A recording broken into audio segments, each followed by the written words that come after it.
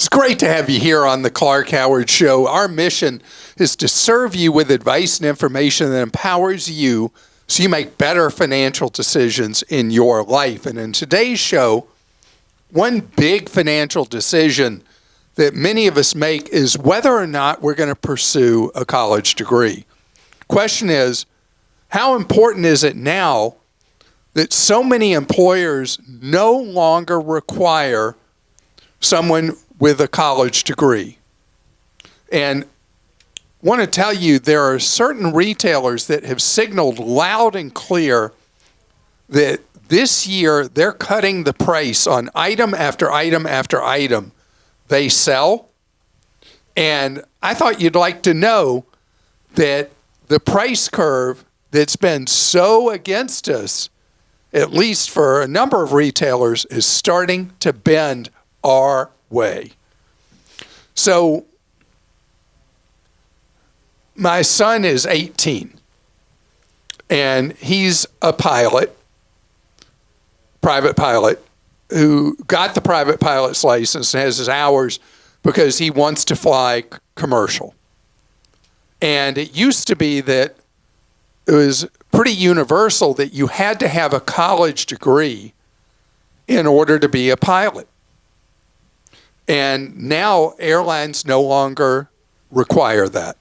You can go to flight school and go straight to work, either for a charter or commuter, and then on to one of the mainline airlines.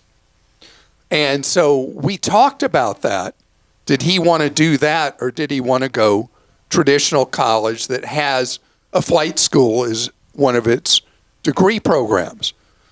And our son applied only to traditional colleges that had a flight program. He wanted to get a degree and do flight, which is interesting because since it's not required to be a pilot, he could have been in the cockpit probably 2 years quicker just going straight flight school.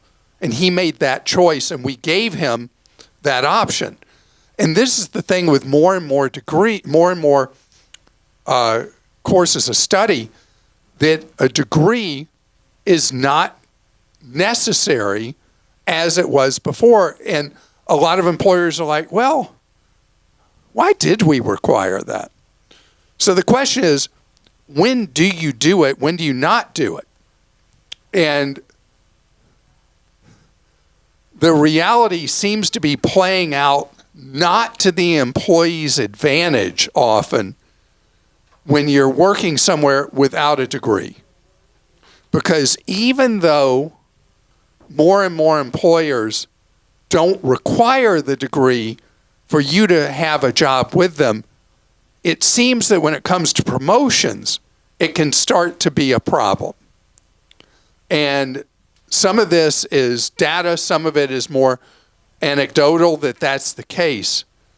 But we have a little bit more than a third of American adults have a college degree today.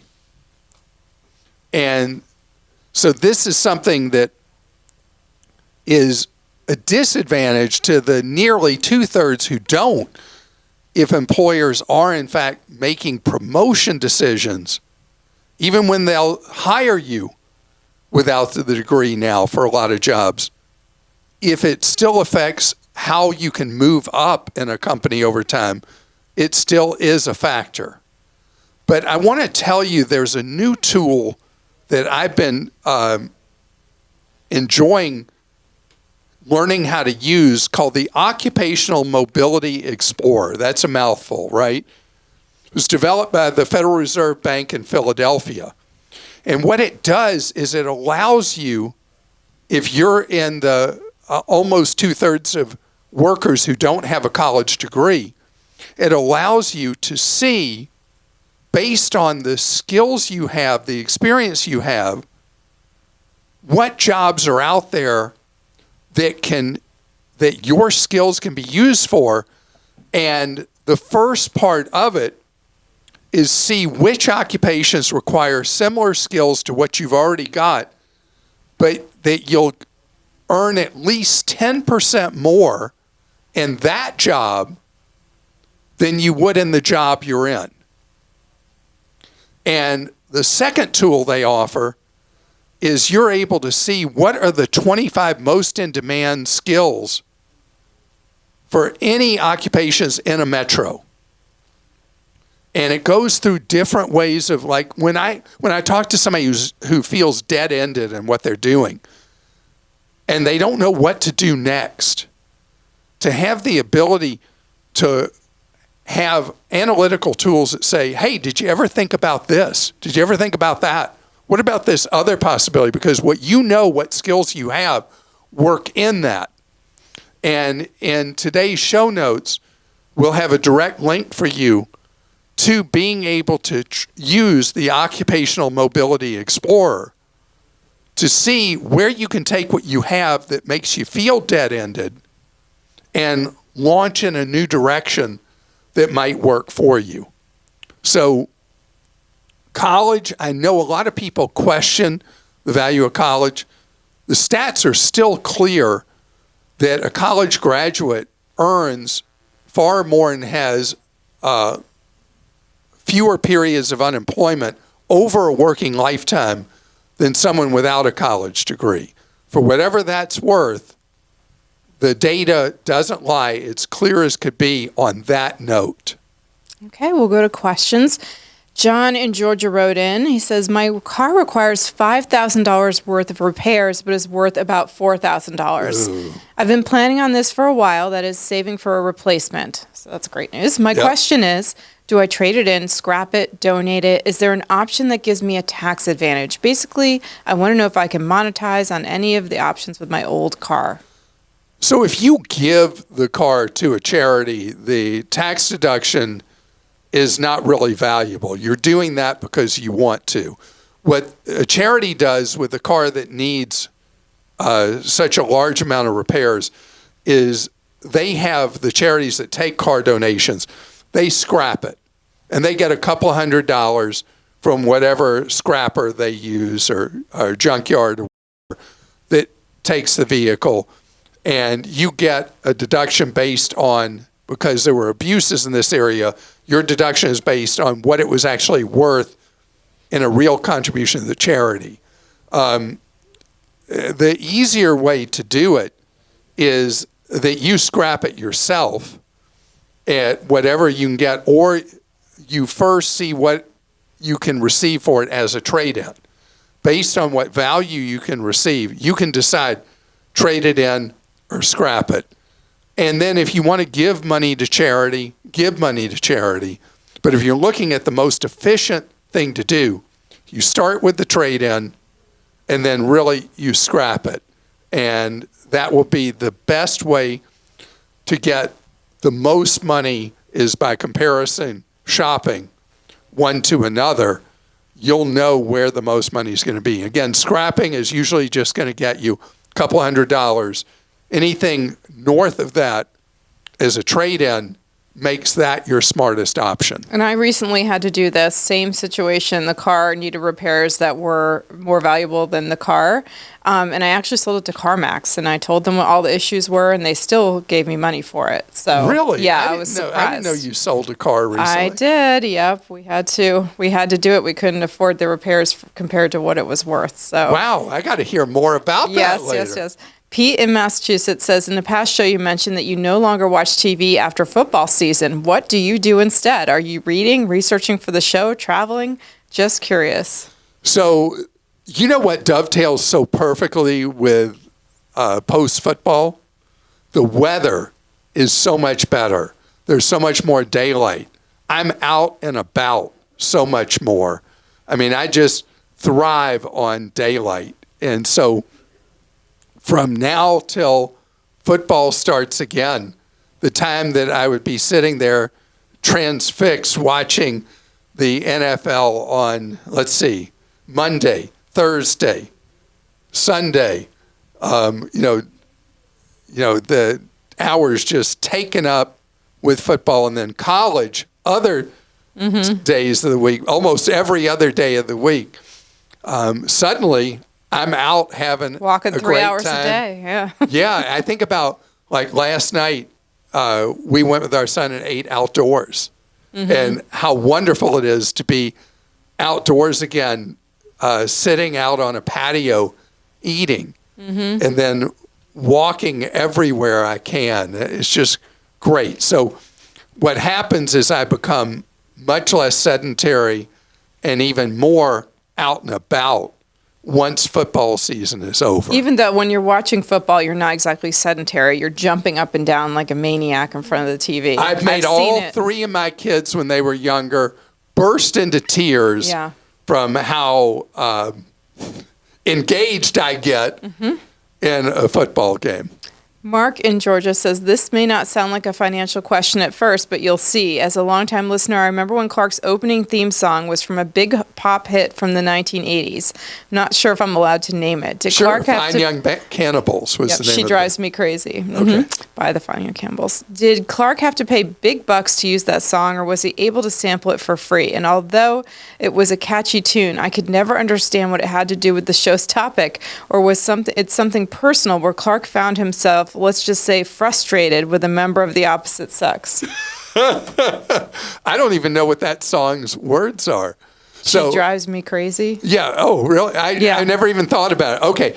So this is the true story. So I had switched radio companies. I was doing local radio at that time. And we were sitting with the program director of the new station I had moved to. And we were trying to come up with opening music. And I don't know anything about music. And so I was sitting there like a little kid watching parents talk. And the program director and my producer who loved music were trying different themes. And they said, that's it. That's it. And I said, what's it? That's the theme.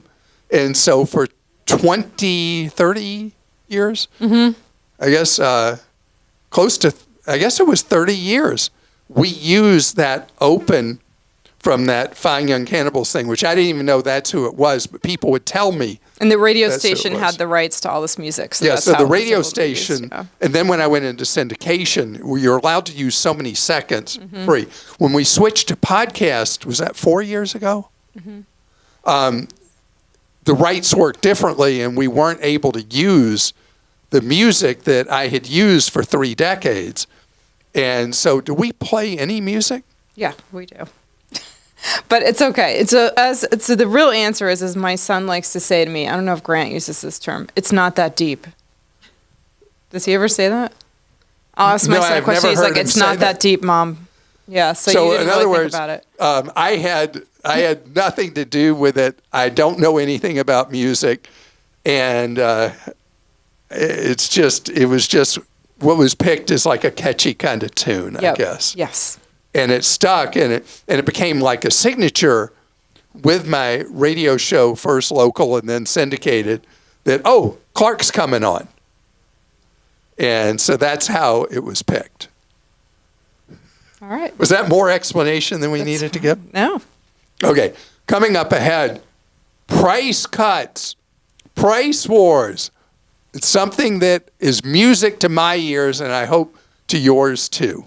All right. We've been beaten around like we were in a ring with a professional boxer with what things have cost and the price increases we've suffered with the supply chain disruptions that led to our inflationary cycle and all the rest.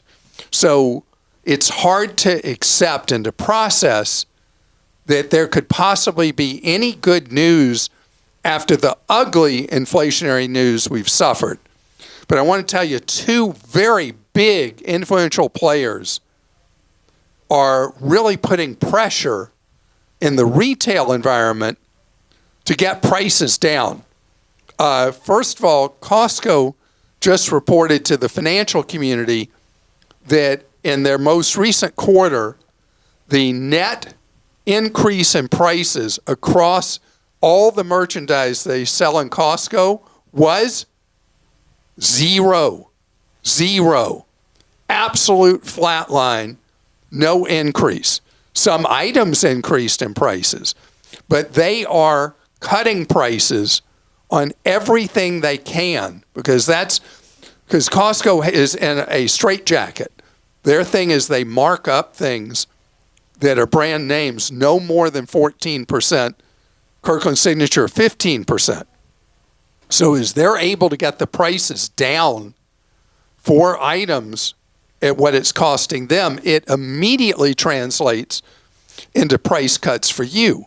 So at wholesale, the cost of goods on so many products are going down, and it's weird kind of things. Like you go back into areas like buying food that an example they gave to the financial community, their product they sell that's 4 pounds of frozen fruit has dropped from $15 to $10.99. Their Pellegrino water has fallen from $16.99 to $14.99. Their batteries, $17.99 to $15.99. Item after item, because theirs is an if-then, cause and effect. They get the prices lower from the supplier, the price to you goes down immediately. And one of the things that I was reading in a financial publication is, what does this mean for its competitors? Because Costco is such a huge force now in retail, and the price pressure it puts on their competitors to cut their prices. And I don't know if you know about the shoppers that major retailers use where they shop each other. So if you go into like a wholesale club where you have to be a member, if I'm from a competitive wholesale club, I have to go sign in at the desk and alert them that I'm there. And then I can go around and price shop.